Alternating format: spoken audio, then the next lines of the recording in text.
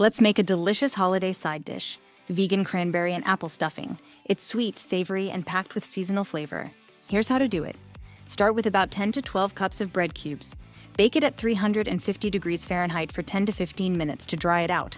Next, add vegan butter in a large skillet over medium heat. Add onions, carrots, and celery and sauté for about 7 to 8 minutes until the carrots begin to soften since they take the longest to cook. Now, stir in diced apples, thyme, sage, fennel, rosemary, salt, and pepper. Cook for another 4 to 5 minutes until fragrant. In a large bowl, combine your toasted bread cubes, sautéed veggies, dried cranberries, parsley, and chopped pecans.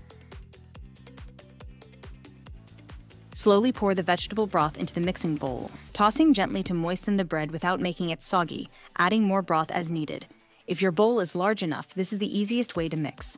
However, my bowl was a bit too small, so I greased a 9x13 baking dish, added the bread mixture directly to it, and slowly poured in the broth, tossing gently to combine right in the dish.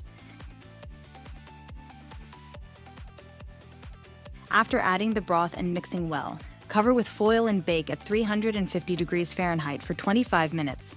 After 25 minutes, remove the foil and bake for another 15 to 20 minutes until the top is golden and crispy. And there you have it, vegan cranberry and apple stuffing, crispy on top, moist inside, and bursting with sweet and savory flavors. Visit nutsandtwigs.com for more details.